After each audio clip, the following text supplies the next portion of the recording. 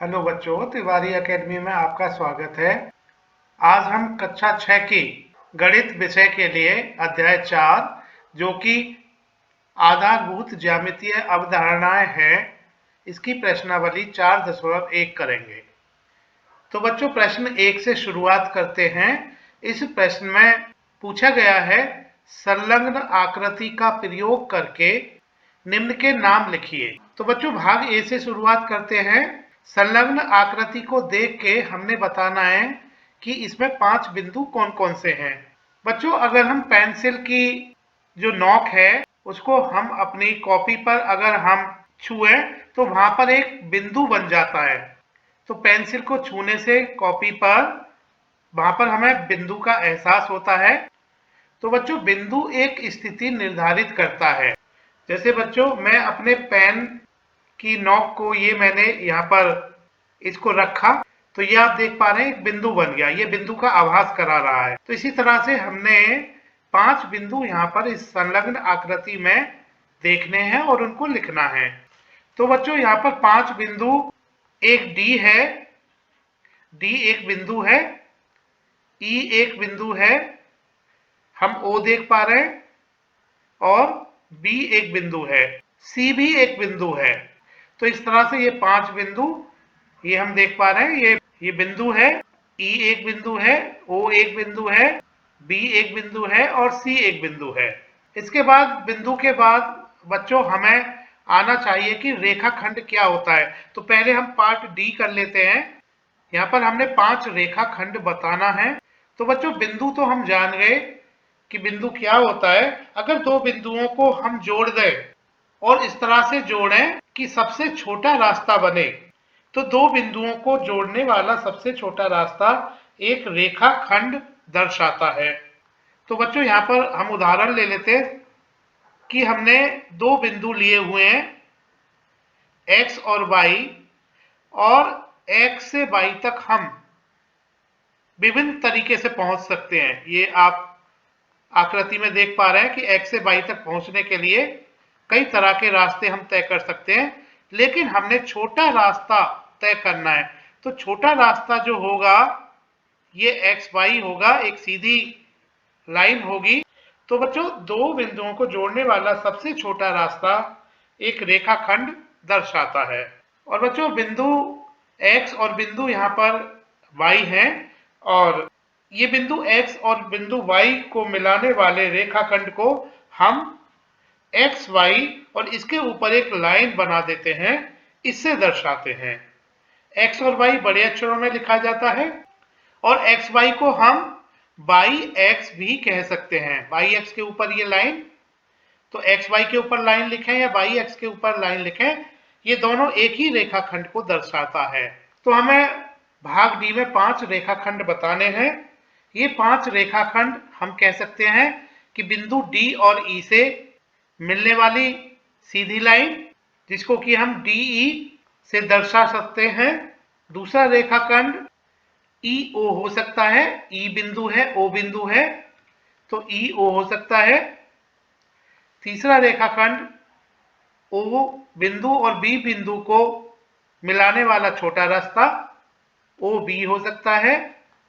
ओ से सी को मिलाने वाला बिंदु ओ बिंदु सी को मिलाने वाला छोटा रास्ता यानी ओ सी हो सकता है। बिंदु ओ बिंदु डी को मिलाने वाला रास्ता, ये हम इसको कह सकते हैं रेखाखंड ओ डी। तो इस तरह से 5 रेखाखंड डीई, ईओ, ओबी, ओसी और ओडी होंगे। अब हम रेखाखंड के बाद रेखा की बात करेंगे। भाग बी में पूछा गया है एक रेखा। तो बच्चों, रेखा क्या होती है ये हम समझ लेते हैं। बच्चों, जब हम एक रेखाखंड, जैसे कि हमने यहाँ पर दर्शाया गया है इस आकृति में रेखाखंड एक्स वाई, अब इस एक्स वाई को दोनों तरफ से बिना किसी अंत के विस्तृत किया जाता है, इसको बढ़ा दिया जाता है बिना किसी अंत के, तो हमें एक रेखा प्राप्त होती है। तो हमने यहाँ पर y को आगे बढ़ाया और इधर x को आगे बढ़ाया, और इसका कोई अंत नहीं है। इसको हम इस तरह से दर्शा सकते हैं। यहाँ पर हम एक तीर का निशान बना सकते हैं, इसी तरह से दूसरी तरफ भी एक तीर का निशान बना सकते हैं। तो इस एक्स वाई को अब हम रेखा कह सकते हैं, क्योंकि रेखा का कोई अंत नहीं होता, दोनों साइड से ये विस्तृत हो जाती है, जिसका कि कोई अंत नहीं होता। और इसको हम एक्स वाई के ऊपर दोनों तरफ से ये तीर का निशान हम बनाएंगे। एक लाइन हम लिखेंगे एक्स वाई के ऊपर और दोनों तरफ तीर का निशान बनाएंगे। तो ये एक रेखा यानी एक्स वाई अब एक रेखा को प्रदर्शित करती है। अब हमें यहाँ पर एक रेखा के उदाहरण देने हैं इस संलग्न आकृति में। तो इस रेखा का नाम हम डीई, रेखा डीई कह सकते हैं। रेखा ईबी हो सकता है, रेखा ओसी हो सकता है, रेखा ओबी और रेखा ओडी। अब बच्चों भाग सी करेंगे। इसमें हमें 4 किरणें बतानी है। अब हम किरण जान लेते हैं कि किरण क्या होती है। बच्चों किरण रेखा का एक भाग होता है जो कि एक बिंदु से प्रारंभ होकर एक दिशा में बिना किसी अंत के विस्तृत होता है। तो कहने का मतलब ये है कि किरण का प्रारंभिक बिंदु होता है और अंतिम बिंदु नहीं होता। एक तरफ से वह एक बिंदु से प्रारंभ होती है और दूसरे बिंदु से अंत तक विस्तृत होती है। जैसे कि यहाँ पर किरण ये हो सकती है एक्स से प्रारंभ हो और वाई की तरफ से उसका कोई अंत ना हो। ये इसको हम एक्स वाई के ऊपर एक तीर से प्रदर्शित करते हैं। तो यहाँ पर 4 किरणें हमने दर्शानी है। तो ये 4 किरणें ओ प्रारंभिक बिंदु हो सकता है, तो ये ओडी हो सकती है, ओबी हो सकती है, ओबी में प्रारंभिक बिंदु ओ है। ये किरण ओसी भी हो सकती है और किरण ओई हो सकती है। ओडी, ओबी, ओसी और ओई इन चारों किरणों में प्रारंभिक बिंदु ओ है। दूसरी किरण का हम उदाहरण दे सकते हैं जिसमें प्रारंभिक बिंदु ओ ना हो। ये ईडी हो सकती है, किरण ईडी। ईडी में प्रारंभिक बिंदु ई है। प्रश्न 2, संलग्न आकृति में दी गई रेखा के सभी संभव प्रकारों के नाम लिखिए। आप इन 4 बिंदुओं में से किसी भी बिंदु का प्रयोग कर सकते हैं। तो बच्चों ये संलग्न आकृति यहाँ पर हम देख पा रहे हैं। इसमें किसी भी बिंदु का प्रयोग करके हमें सभी संभव रेखा के प्रकारों के नाम लिखने हैं। तो बच्चों हम जानते हैं कि किसी भी रेखा को प्रदर्शित किया जा सकता है। रेखा को प्रदर्शित करने के लिए 2 बिंदुओं के नाम के ऊपर हमने रेखा को प्रदर्शित करने वाला निशान हम लगा देते हैं। जैसे कि यहाँ पर सभी संभव प्रकार इस तरह से होंगे। 2 बिंदु हम देख पा रहे हैं ए बी, और ए बी के ऊपर हम रेखा को प्रदर्शित करने वाला निशान यहाँ पर लगा रहे हैं। तो A B, Rekha A B एक रेखा होगी। इसी तरह से 2 बिंदु ए सी हो सकते हैं, तो रेखा ए सी एक रेखा होगी। 2 बिंदु ए और डी हो सकते हैं, तो A D, Rekha A D एक प्रकार होगी। इसी तरह से 2 बिंदुओं को लेके बी सी, रेखा बी सी हो सकती है, रेखा बी डी हो सकती है, और इसी तरह से 2 बिंदु सी डी लेके रेखा सी डी हो सकती है। अब बच्चों क्योंकि हम ए बी रेखा को बी ए रेखा भी लिख सकते हैं, तो इस प्रकार रेखा बी ए भी हो सकती है, रेखा सी ए हो सकती है। इसी प्रकार रेखा डी ए हम लिख सकते हैं, रेखा सी बी हो सकती है, रेखा डी बी, रेखा डी सी। तो बच्चों ये सभी संभव प्रकार होंगे। A B, Rekha A B या रेखा बी ए, रेखा ए सी या रेखा सी ए, रेखा ए डी या रेखा D A, Rekha B C या रेखा सी बी, रेखा बी डी या रेखा डी बी, रेखा सी डी या रेखा डी सी। ये सभी संभव प्रकार होंगे। प्रश्न 3, संलग्न आकृति को देखकर नाम लिखिए। तो बच्चों यहाँ पर संलग्न आकृति को देखकर हमने कुछ नाम यहाँ पर बताने हैं। भाग ए में पूछा गया है रेखाएं जिसमें बिंदु ई सम्मिलित है। तो यहाँ पर देखो बच्चों हम इस ई बिंदु को देख पा रहे हैं। अब हमने ई बिंदु से जाने वाली या ऐसी रेखाओं के नाम लिखने हैं जिसमें बिंदु ई सम्मिलित है। तो ई एक बिंदु हो गया, दूसरा बिंदु हम ए देख पा रहे हैं, तो हम कह सकते हैं कि ए ई रेखा पर ई बिंदु सम्मिलित होगा। इसी तरह से हम कह सकते हैं कि ई एफ रेखा पर एक बिंदु ई सम्मिलित होगा।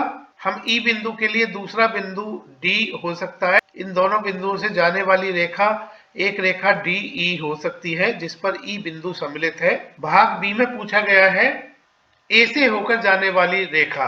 तो बच्चों बिंदु ए हम यहाँ पर देख पा रहे हैं, इस बिंदु से होकर जाने वाली रेखा रेखा ए बी हो सकती है, रेखा ए ई हो सकती है, और हम कह सकते हैं कि रेखा बी ई भी बिंदु ए से होकर जाएगी।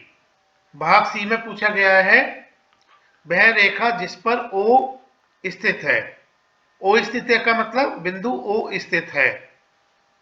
बच्चों यहाँ पर हम बिंदु ओ देख पा रहे हैं, ये ओसी हो सकती है, रेखा ओसी हो सकती है। दूसरी रेखा का नाम हम रेखा ओ भी कह सकते हैं, हम रेखा बीसी भी कह सकते हैं, क्योंकि ओसी ओबी और बीसी इन तीनों रेखाओं पर बिंदु ओ स्थित होगा। भाग डी, इसमें पूछा गया है प्रतिच्छेदी रेखाओं के दो युग्म। बच्चों पहले हम समझ लेते हैं कि प्रतिच्छेदी रेखाएं क्या होती हैं। बच्चों प्रतिच्छेदी रेखाओं को समझने के लिए एक उदाहरण ले लेते हैं, जैसे कि मेज। अगर आप मेज को देखें तो बच्चों मेज के ये जो किनारे हैं, अगर हम दो किनारों की बात करें, ये दोनों किनारे एक दूसरे को एक बिंदु पर काटते हैं। तो बच्चों ये जो दो किनारे हैं हम इनको ये रेखाएं मान सकते हैं। एक ये किनारा हो गया और एक ये किनारा हो गया। अगर इन किनारों को हम आगे बढ़ाएं तो ये दो रेखाएं हो सकती हैं, रेखा एल और रेखा एम। हम देख रहे हैं कि ये रेखा एल और रेखा एम दोनों एक दूसरे को एक बिंदु पर काट रहे हैं, या दोनों रेखाएं एक दूसरे को एक बिंदु पर मिल रही हैं। इस बिंदु को हम प्रतिच्छेदी बिंदु कहते हैं और इन दोनों रेखाओं को प्रतिच्छेदी रेखाएं कहते हैं। तो बच्चों जब दो विभिन्न रेखाएं एक दूसरे को किसी एक बिंदु पर मिलती हैं या काटती हैं तो वे प्रतिच्छेदी रेखाएं कहलाती हैं। और मिलाने वाले बिंदु या कटान बिंदु को हम प्रतिच्छेदी बिंदु कहते हैं। तो इस संलग्न आकृति में हमने प्रतिच्छेदी रेखाओं के दो युग्म बताने हैं। तो ये युग्म बच्चों प्रतिच्छेदी बिंदु बी के लिए ये दोनों रेखाओं के युग्म हो सकते हैं, रेखा ओसी और रेखा एई का ये एक युग्म हो सकता है, और दूसरा युग्म बन सकता है प्रतिच्छेदी बिंदु ई के लिए रेखा ई एफ और रेखा ए ई का युग्म। तो प्रतिच्छेदी रेखाओं के दो युग्म रेखा ओसी और रेखा ए ई, और दूसरा युग्म रेखा ई एफ और रेखा ए ई होगा। प्रश्न 4, इसमें पूछा गया निम्नलिखित से होकर कितनी रेखाएं खींची जा सकती हैं। भाग ए एक बिंदु, भाग बी दो बिंदु। बच्चों पहले भाग ए कर लेते हैं। इसमें पूछा गया है कि एक बिंदु से होकर कितनी रेखाएं खींची जा सकती हैं। तो बच्चों पहले हम बिंदु खींच लेते हैं। तो इस बिंदु से होकर जाने वाली हम रेखाएं खींचते हैं। तो मान लेते हैं कि एक रेखा ये है, ये हमने एक रेखा इस बिंदु से होकर जा रही है। इसी तरह से अन्य रेखाएं भी हम खींच सकते हैं। तो एक रेखा हमने ये खींच ली, इसी तरह से एक रेखा इसको हम इससे जाता हुआ खींच सकते हैं। इसी तरह से हम अन्य रेखाएं भी खींच सकते हैं। और बच्चों और हम ये कह सकते हैं कि इस बिंदु से होकर जाने वाली रेखाएं अनंत रेखाएं खींची जा सकती हैं, क्योंकि इस बिंदु से होकर जाने वाली रेखाएं अनंत रेखाएं होंगी। तो भाग ए का उत्तर होगा अनंत रेखाएं खींची जा सकती हैं। भाग बी में पूछा गया है दो बिंदु से होकर कितनी रेखाएं खींची जा सकती हैं। तो बच्चों दो बिंदु हम यहाँ पर खींच लेते हैं, और इन बिंदुओं से जाने वाली रेखा ये हम देख पा रहे हैं कि केवल एक ही रेखा होगी।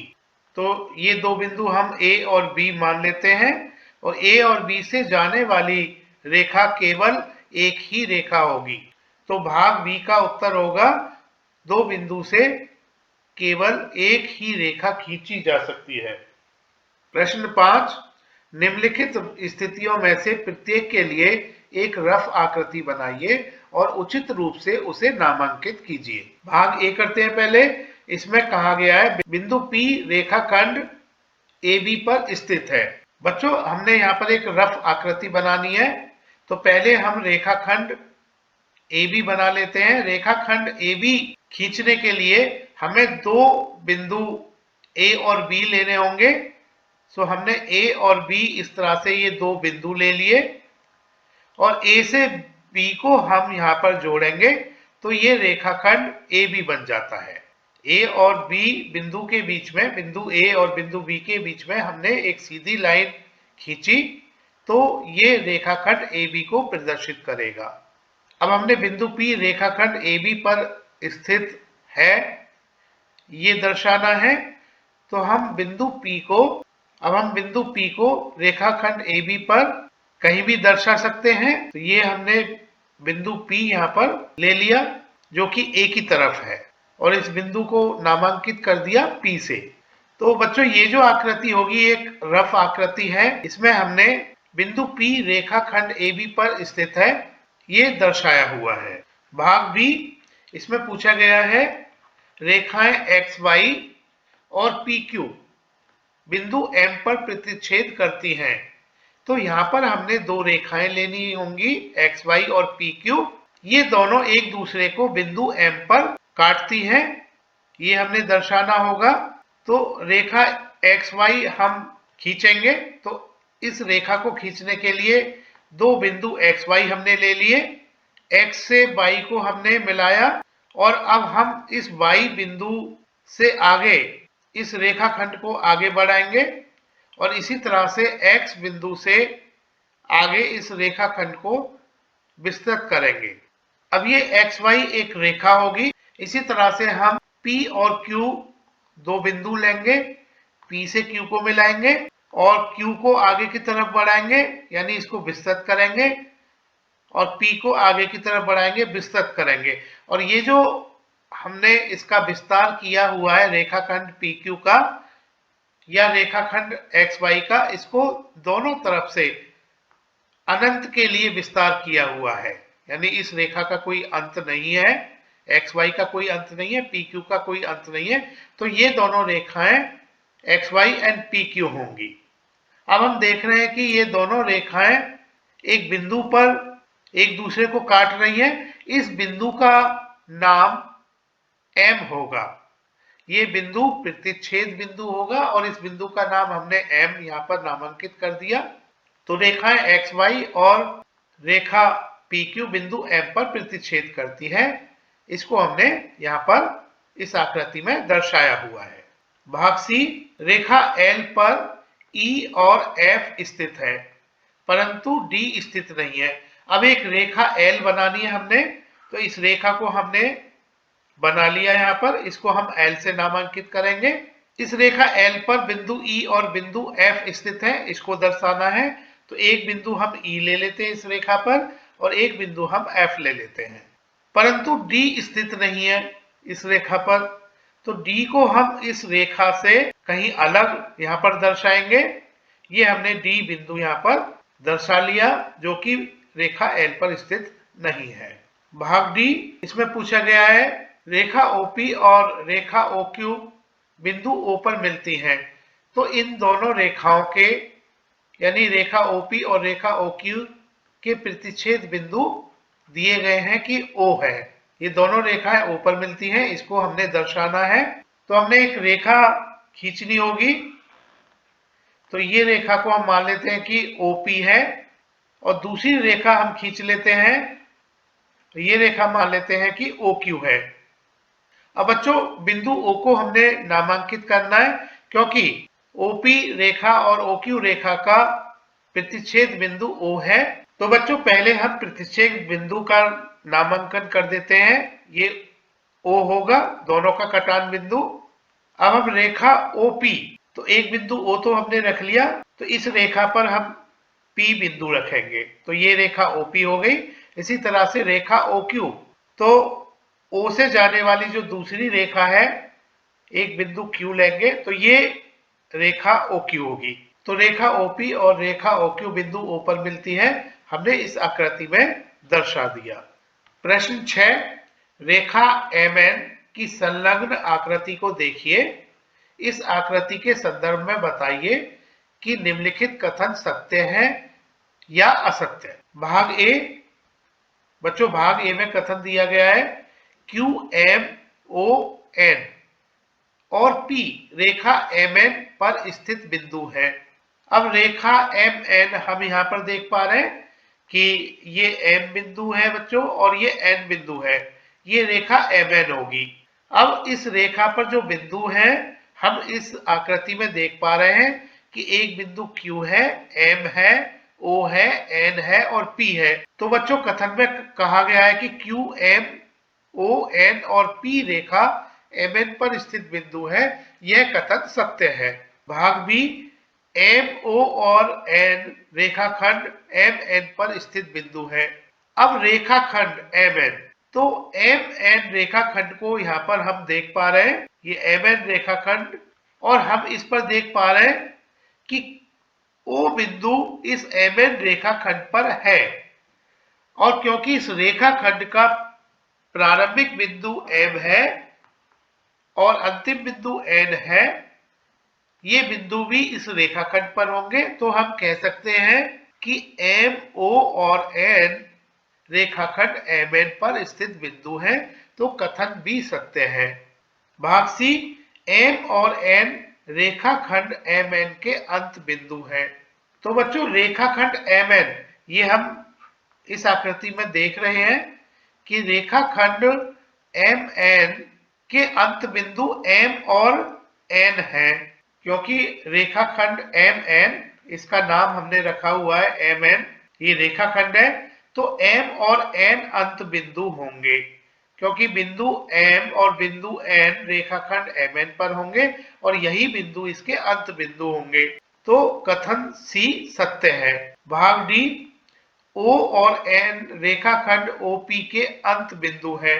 बच्चों अगर हम रेखाखंड OP खींचें और हम इस आकृति में देख रहे हैं कि रेखाखंड OP पर जो बिंदु स्थित है वो N बिंदु है, ये बिंदु N है। अब रेखाखंड OP के जो अंत बिंदु होंगे, ये अंत बिंदु O और P होंगे, लेकिन कथन डी कहा गया है कि O और N रेखाखंड OP के अंत बिंदु हैं, क्योंकि OP के अंत बिंदु बिंदु O और बिंदु P है, तो ये कथन असत्य है।